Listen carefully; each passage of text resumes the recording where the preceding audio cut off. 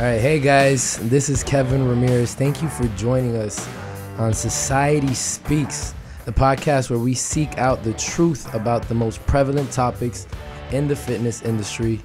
This podcast is brought to you by Iron Society Gym.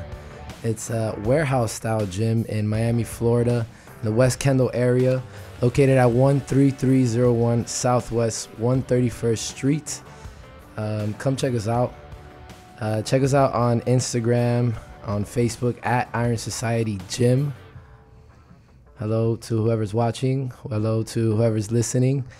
Today's topic is we're actually going to be discussing athlete training. So we're very, very excited. It's a very special podcast.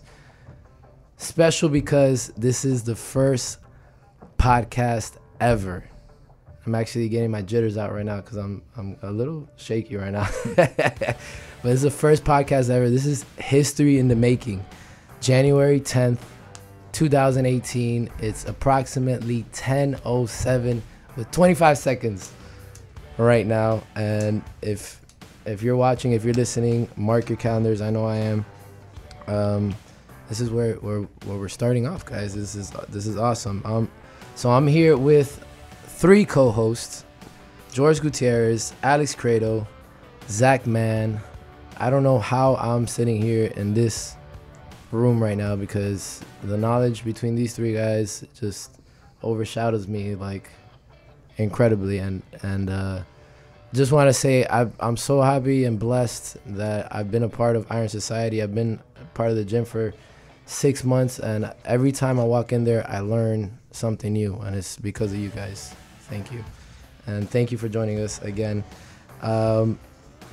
So yeah, since it's the first podcast, we're going to introduce ourselves.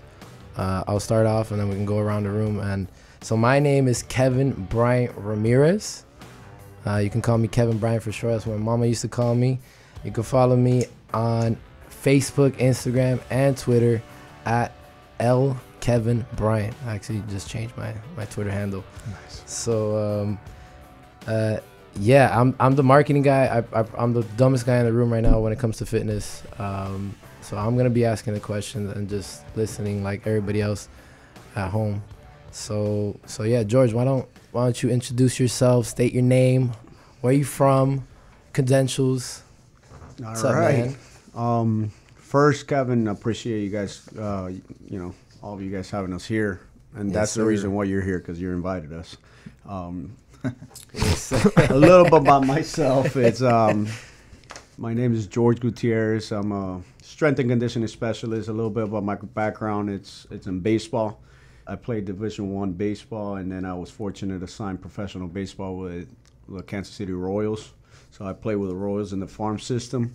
And then towards my end of my career, I ended up playing several years of independent ball with the River City Rascals in the Frontier League. Following that, I, everything kind of went the baseball route. I became a head coach at a high school for 6.5 years. In the meantime, I was also finishing my master's degree in exercise science and also training athletes as I coach baseball, which led me into, starting the gym and starting the whole athlete training, fitness, full time. And we actually grew up together. I just want to say that. Yes, we did. On camera and recording. This guy taught me a lot about baseball. Alex, what's up, man? So I actually have known George for about 18 years now. I actually played baseball with George in high school. That's where we met. So after high school, I no longer played sports, but I went to University of Florida and majored in exercise sports science, or applied physiology and kinesiology, which is what it is now. And after that, in 2008, I opened up my own gym. So I opened up Southland Strength Conditioning back in 2008 in June. And then back in 2014, I believe, I actually just happened to run into George by chance. And we decided that we were going to move into the same location and start training athletes and start training also general population. And I think about, 1 year ago, we decided that we were going to open Iron Society and have everything basically be under one umbrella. So we've been doing that now ever since, and that's why now that we're here, we're trying to do this podcast. Nice. They're actually, the two founders are in the room. Zach and I'm impressed. I feel the vibes over here. The two founders, these guys, if they hadn't started that or gotten back together, we wouldn't be here. So what's up, Zach? What's up? I guess I'm Zach Mann. I'm the youngest guy in the room. I'm the young buck. I've only been, credentials-wise, I'm getting my bachelor's at FIU, but I've kind of been all over the place. I went to Huntington College in Montgomery, then went to Miami-Dade, then went to South Alabama for a semester, and then transferred down to FIU. But, I'm grateful to be here because, amongst the knowledge in the room, I barely know shit, to be honest with you. But, in my opinion, I'm grateful because I've known Skip since high school. I'm the one person who doesn't play baseball or has not played baseball here. I played football. I played basketball. I played like roller hockey, a bunch of shit like that. But Nice. I guess like credentials-wise, I've got CPT, NASM, and NCSF, NCSF, and then NASE, which is Speed and Explosion Cert. I just try to read a lot and try to listen to George and Alex as much as I can and take away as much as I can from them every day, whether it be through their training that they do with their athletes or what they do with their general pop. And then, I'm extremely grateful to even step my feet into Iron Society every single day, and I appreciate y'all, and I appreciate this podcast. This is fun as shit, so let's get after it now. And I just want to say I did play college baseball. So I know a little bit about fitness, but not as much as these guys here. But I wasn't very good at it. That's the only thing. So let's get into the topic, man. Let's create value for everybody at home. Specifically today, we're talking about athletes. What is athlete training? How does it differ from general population training? The Joe Schmo who's gonna go in and just do his reps or lose weight or whatever he wants to do. Why is it different from an athlete to a general pop? Alex, you want to take this? Sure. So the biggest difference between just general population training and athlete training is that athletes are always going to be training for a specific competition or a specific season that starts and ends on specific dates. So when you talk about athlete training, you're actually training somebody for something specific versus general population, where if someone comes in and says, hey, I just want to lose 10 pounds, if they lose those 10 pounds in 6 months or they lose those 10 pounds in 1 year, they're going to be happy either way. But if you have an athlete that comes in and says, hey, listen, I have a competition July 1st and I need to peak for that competition. Well, if you screw up and you have that athlete peak a week later or a week before, they're going to have a miserable experience. And same thing goes with an athlete that's getting into the season, where if you screw up the athlete's off-season training and you screw up the athlete's preseason training, well, that athlete is going to go into the season not being as either fresh or as fast or as strong as they can possibly be. And that then is going to cascade down throughout the season as far as their performance is concerned. So I think that's the biggest issue when you're talking about athlete training versus non-athlete training or general population training. Let me add to that. Everyone should be training like an athlete, even general population. But Alex made a great point by saying season goes and what's the off season, what's the preseason, what's the in season training. That's when you really get specific into training an athlete.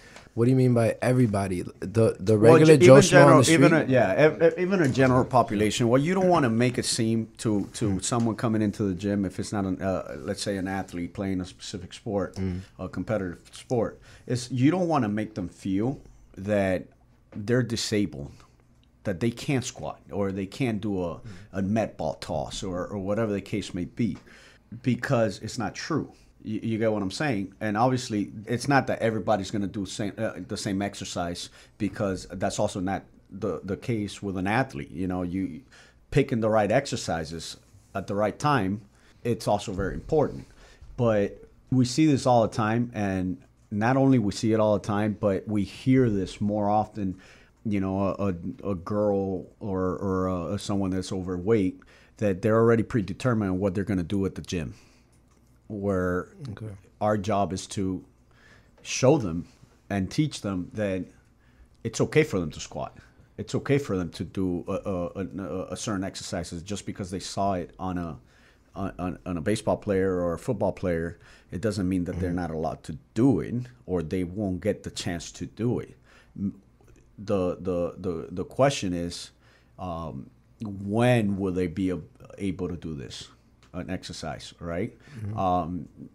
So that's something that reading this question, that's something that I was thinking about. It's what is athlete training? It's exactly what Alex said, but I wholeheartedly believe that everyone should have an athlete in them. Everyone should be able to move properly, because just because you're an athlete doesn't mean you're not gonna have faulty movements that you need to learn. You see what I'm saying? So where is the difference there? Is my point is, everyone should have an athlete in them. And that's that gets really overlooked, man. General population really belittle themselves at times because they want to cut themselves short. Yeah. But now, do you guys think athletes should be trained differently, or maybe general pop? I mean, I know they can do the movements and all that stuff, but as far as like, I don't know, the program that they're following, do you think they need to be trained differently? Well, they do, because when you do get an athlete, obviously you're gonna see some variables that Alex mentioned. It's the, where is the kid in season? Is it in season? Is it an off season training program? Is it a preseason training program? Yeah. What are the needs of that athlete? What age is that athlete? All right, is it a young kid versus a professional athlete? Even to the point where, is it a professional athlete that's been in the league for a long time, that's already a veteran? That even changes the way you approach things. See what I'm saying? So is it different? Absolutely. But how different? The approach to the athlete training is because you need to look at the variables within the season. Whereas general population, you also need to look at other variables, like, what do they do for a living? Yep. If it's someone that's sitting and they're sitting at a desk for hours and hours and hours, and that person it's incurring some faulty movements or pain because of that, that needs to be addressed. You see what I'm saying? So, their off season is, like, it's not a season that they're playing, but they go to work every day. So our so job you guys is ask them these questions? You guys ask them these questions? Like, Zach, do you ask them, like, hey, what do you do when you get somebody from a general population? What do you do for work? Are you very, does it physical work? Is it? For sure. I mean, honestly, like, I'll ask them the questions, but the great thing nowadays is that social media is so prevalent. So I basically get to watch what they do without becoming a stalker, basically.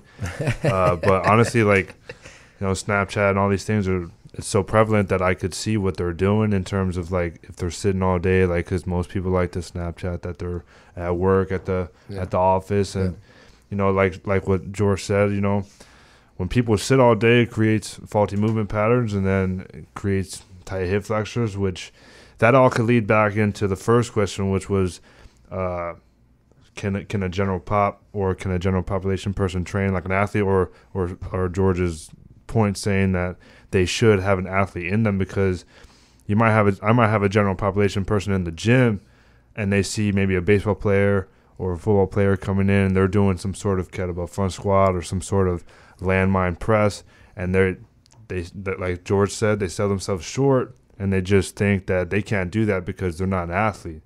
But even though they're not an athlete, they can still do that. And the good thing is that when you see movements like that, they tailor towards the general pop, because some people might have imbalances, which is okay, but those movements that are done with the athletes can be done with the general pop, and it's not anything to be afraid of.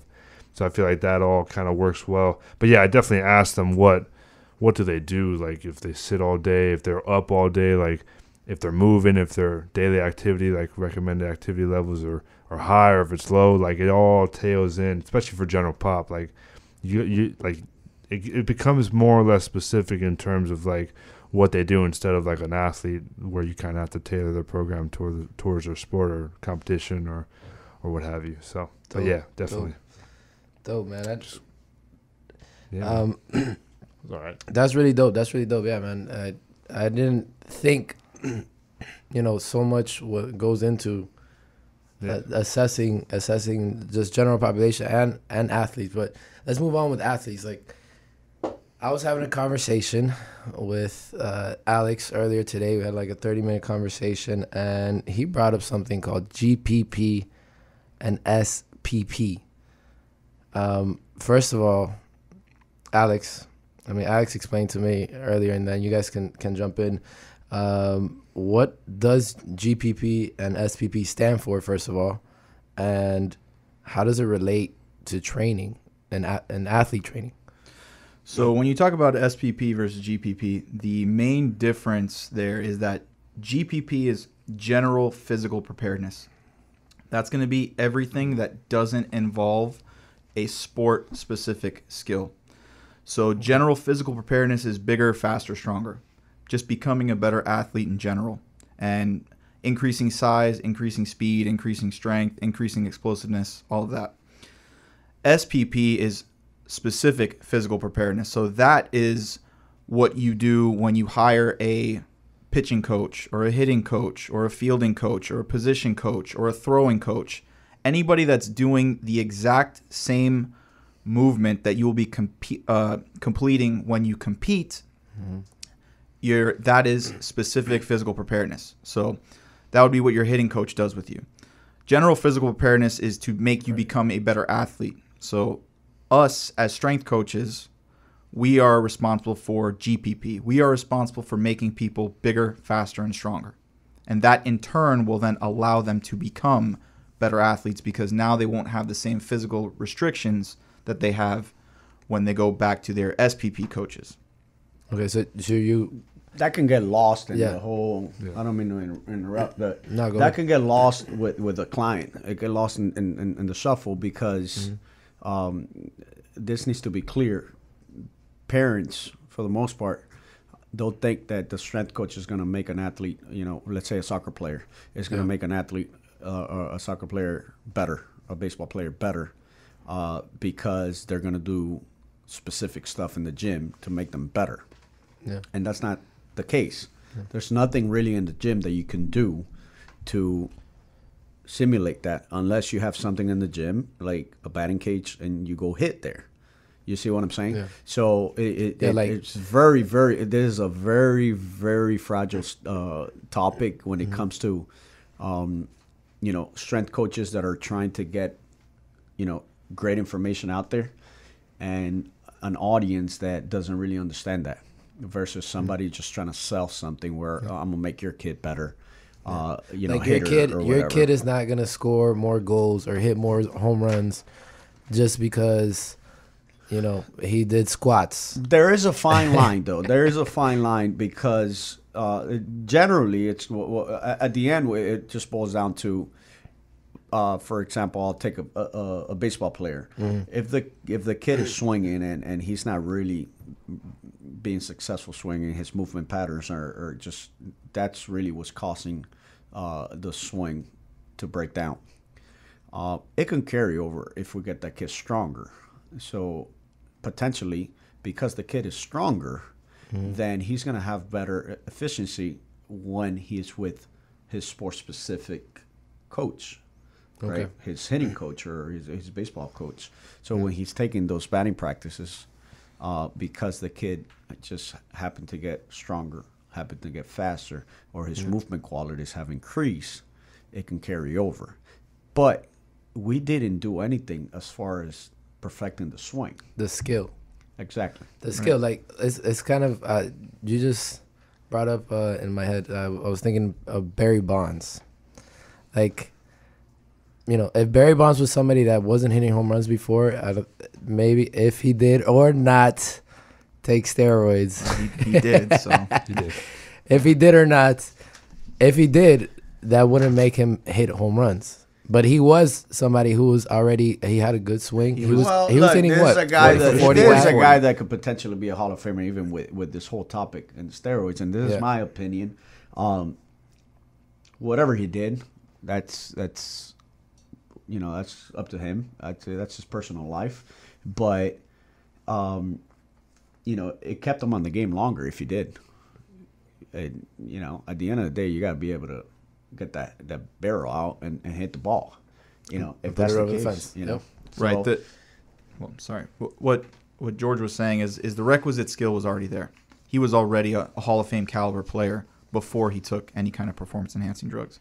So Yeah. when you take someone who already has all world skill level and you make them a physical specimen, that's what you get. You get 73 home runs in one season. You get an OPS over like 1.2 or whatever it was. It's just ridiculous. But if someone like me takes steroids, it doesn't matter how many steroids I take, I'm never going to hit 70 home runs in the major leagues because I don't have the requisite skill. I don't have that SPP the same that he does. So just because I'm either stronger, bigger, whatever, it doesn't make a difference as far as sport-specific skill is concerned. True. Now, Zach, I'm curious because I've seen you work with fighters at the gym. Yeah. Now, SPP, GPP, Yeah. is that in fighters as well in that sport? Like, Yeah, I mean, What do you it all work with goes there? back to in terms of they have their sport-specific coach in terms of how to maybe grapple or do Brazilian jiu-jitsu or something like that, but I can do stuff in terms of getting them stronger that will kind of carry over, not in terms of teaching them how to throw a better punch, but it'll teach them how to, I guess, be a little bit more powerful, a little bit more stronger, but it's not in any way, shape, or form. I'm not going to teach a fighter how to wrestle. I'll make him strong. Yeah. And like with my fight, like with my old fighter, I made him strong, but it didn't. I wasn't gonna if he's in competition, which he was in competition. I wasn't able to give him like the teaching caliber to be able to teach him to wrestle because that's not my job. I'm supposed to just make him strong. I'm supposed to build his work capacity up. I'm supposed to work with GPP or work his GPP to enhance his to enhance his competition, depending upon where it was in the block, where it was in the training program, where it was periodization wise. As long as it enhanced his fight, then it was good. But it wasn't. I can't teach him how to wrestle. I can't teach him how to throw a punch. I can't teach him how to defend a takedown. Yeah. I can do things with sled work that can help. I can do things with a barbell that can help. I can do things with a kettlebell that can help. But it won't. In essence, it just will not carry over. Specifically wise, it will not carry over like that. It will carry over general GPP wise, but not SPP wise at all. Now, guys. If that makes sense. Which. No, it makes total sense. It makes total sense. So, now, how about depending on the level that they're in, meaning, you know, whether they're in high school or in the college, in the pros, or even younger, you know, when they're young, in Pee-wee leagues and in the Corey League, you know, how much of, you know, GPP versus SPP are should they be doing? Should they be doing more GPP, general Physical preparedness. general physical preparedness, or specific physical preparedness? Exactly. think of it as a pyramid. All right, the younger you are, you got to build that pyramid. So the younger you are, you're generally going to need more of the general preparedness, physical preparedness, and it could potentially be just different movements. You know, like if it's a kid in PE, you know, have them play all the sports. You know, don't just go and specify just one sport and that's it. Which it's a lot of mistakes are made, especially here in the Miami area. I see it all the time. You know, Baseball, it's the answer. You get what I'm saying? And then you compare it to kids that have played multi sports, and their movements are better. Even the mindset it's different because it has been developed through different movements and different aspects of games and different needs. So the younger you are, you have to be able to build that base. The older you get, it becomes more specific to whatever sport's chosen, whatever position is chosen.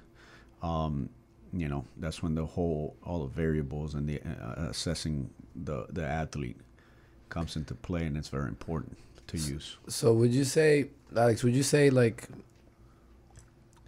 let's say, for instance, in baseball, okay, us three are baseball guys. Sorry, Zach. It's all good, man.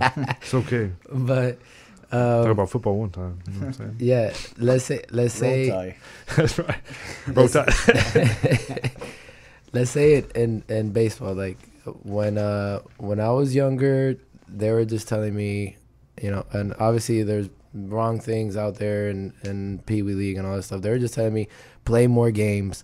You're gonna keep playing, and you got to swing the bat as much as you can.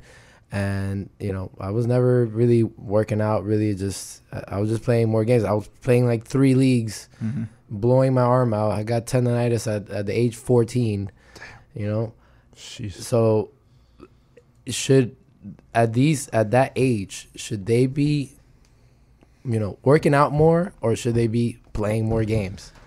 Kids at that age should absolutely be working out more and working more on becoming a better athlete in general. And the analogy I always use that kind of gets people to think about this a little bit different is if I brought you into a classroom and gave you a math test and said, okay, here, take this test. When you're done, I'm going to grade it.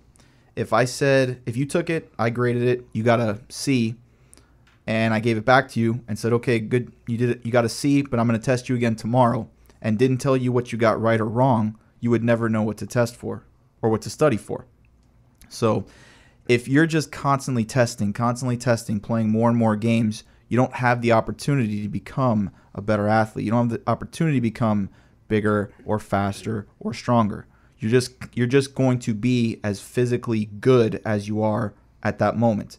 Now, that's not to say that there isn't some validity to playing more games, because in order to get better game experience, you obviously have to play more games.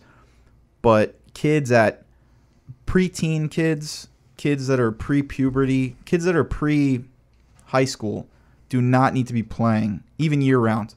Those kids should be playing one single season, and they should spend the majority of their time working on their skills and working on their general physical preparedness. Yeah. Now, I want to get into them right now, like the different sports. Okay, I mean, there's many different sports in there. Cool. There are many different sports out there. Your time to shine, Zach. If you guys didn't know, there's a lot of different sports out there. But like, so I'm curious, and I'm pretty sure everybody out there is curious also. Like, when you think about a football player versus a baseball player, or let's get even more extreme. Let's say a runner. Oh. Versus a sprinter. You know what I mean? Versus a football player. Okay, where it's more fast, more explosive. And I'm talking about like a long distance runner. Okay. I'm thinking long distance runner. Say, cause not sprinter. I know you're thinking sprinter. Yeah. But Zach, like, for instance, let's say a football player,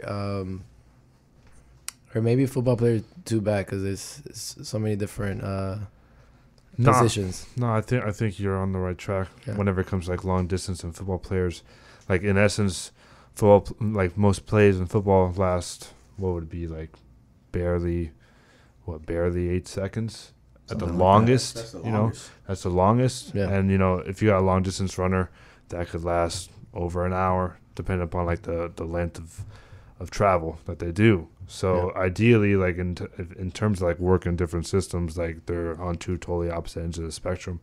Like one, you have football would be anaerobic alactic, pretty sure, and then long distance running would be oxidative aerobic. So I think in terms of that, it's such a different animal, like when it comes to football. So working with athletes, like for GPP wise, you might have to tailor your conditioning that you do with them, depending upon the athlete, depending upon the sport, depending upon the block or the placement or the week of the program. You're gonna have to tailor their conditioning or their exercise routine towards possibly working that certain amount of time. So like with my fighter, in essence, like there was times where we do a lot of GPP work or conditioning work that would train the oxidative systems or metabolic threshold systems that would tailor towards certain aspects of a fight.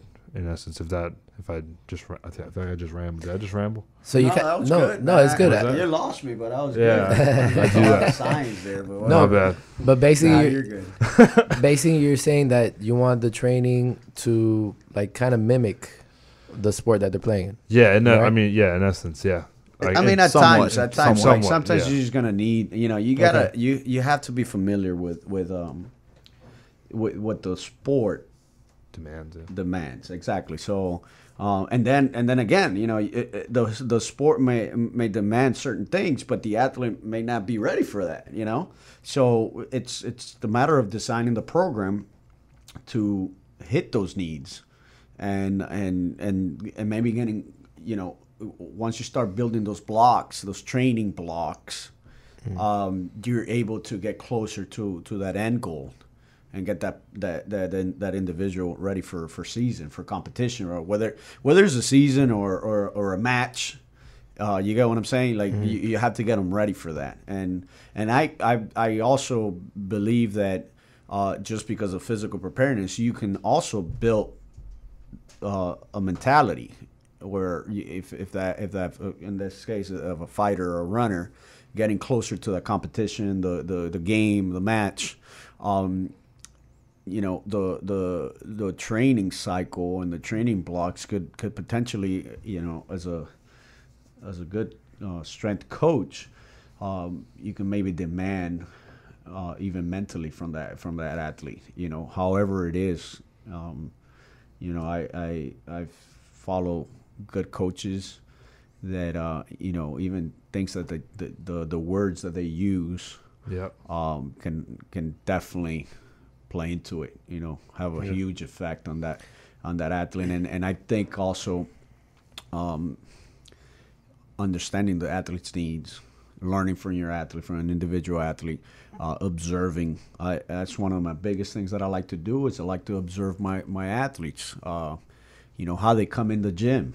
Are they hyped up to come work out, or do they seem a little down? Sometimes they throw you a curveball, how they feel. So at times you just got to back it down or kind of test them. Yeah, because a lot of these, obviously a lot of these sports is very mental. It's very mental. For one, baseball, fighting for sure. Even long distance running, I like to run a lot.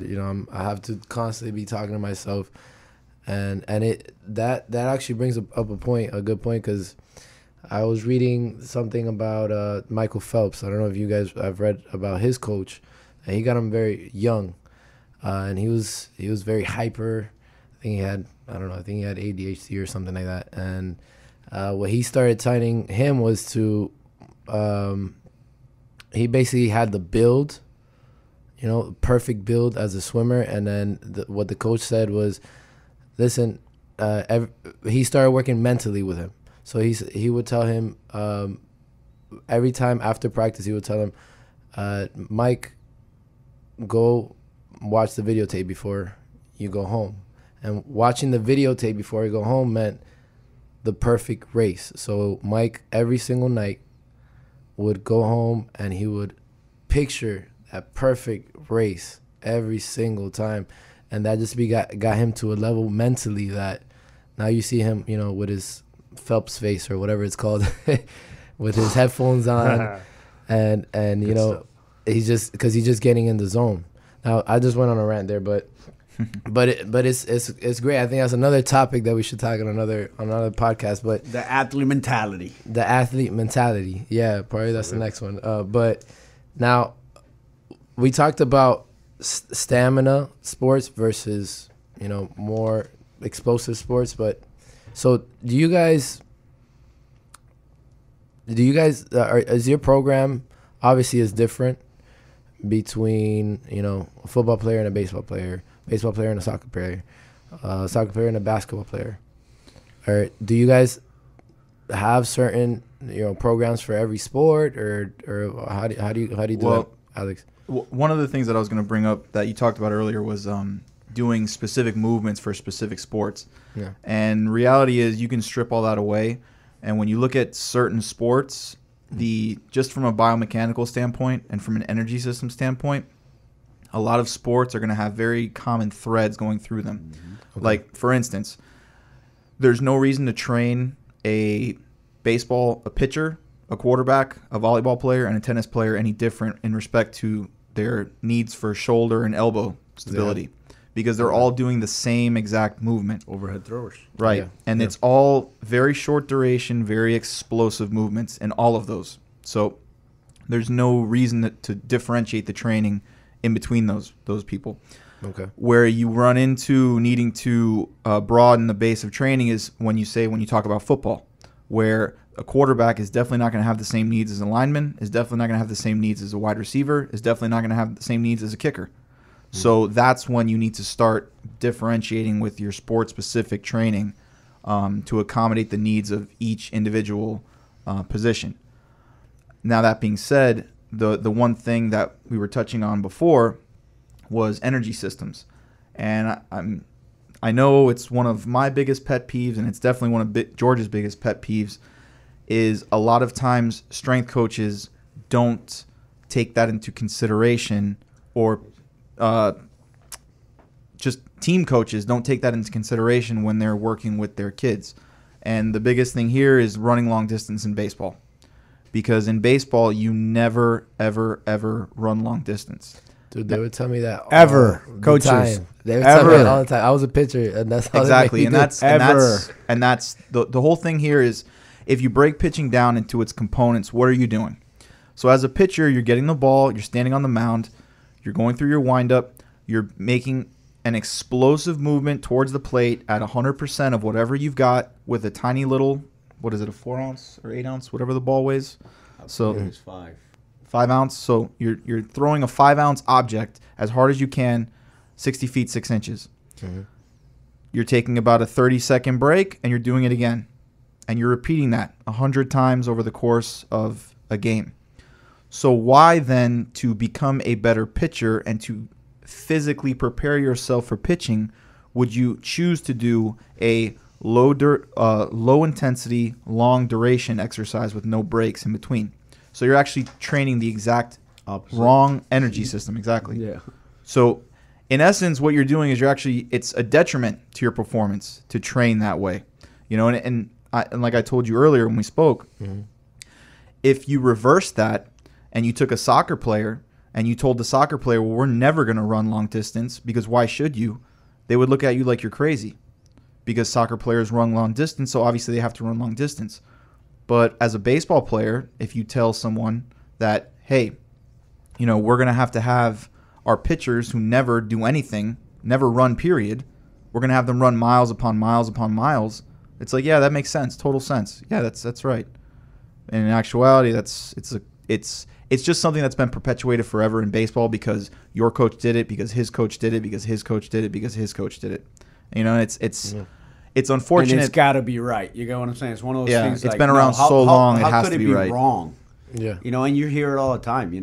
It's you don't know how many times I hear the justification on it. It's, well, some of these coaches are doing it to weed out the guys that don't belong.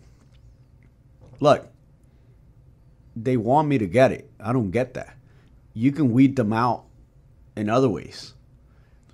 And still, the ones that don't belong, they're not going to belong. But you can help out the ones that do belong.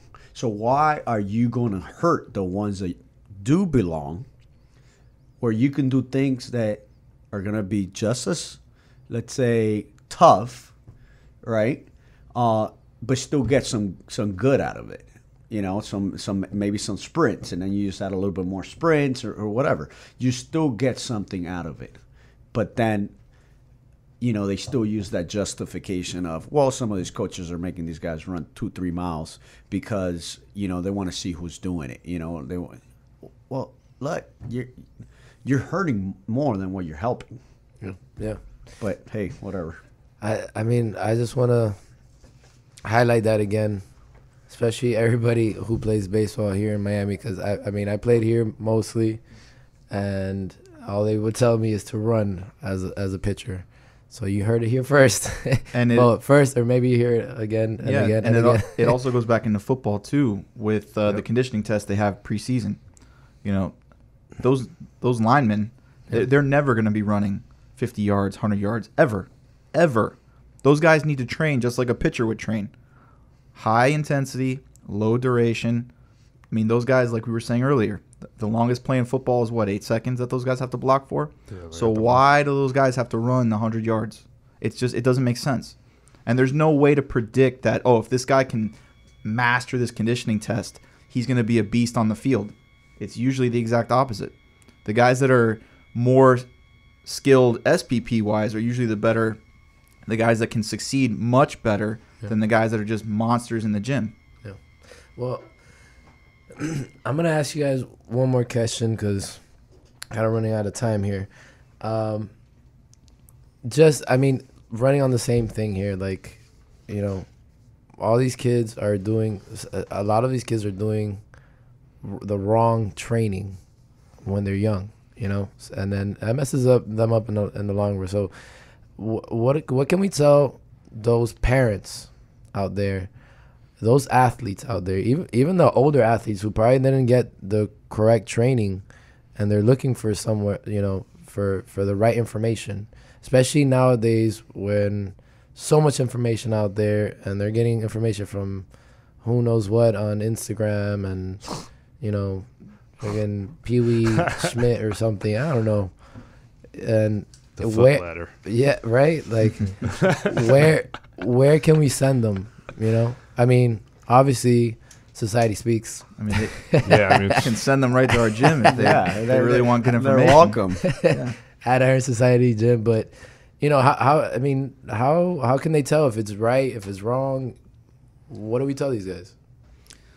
Well, honestly, just be open-minded, but don't be naive too. Like, the fanciest things isn't always the best things. You see a dude moving really fast in a very small space. That doesn't mean he's hella fast or something like that. Just be open-minded, and I guess do your Googles too. You know what I mean? Like, Googles. Like, look up actual factual smart people. Like, don't just look at George down the street, not you, but the other George down the street who's running. George with a G. Out of all the names, out of all the names, my fault though.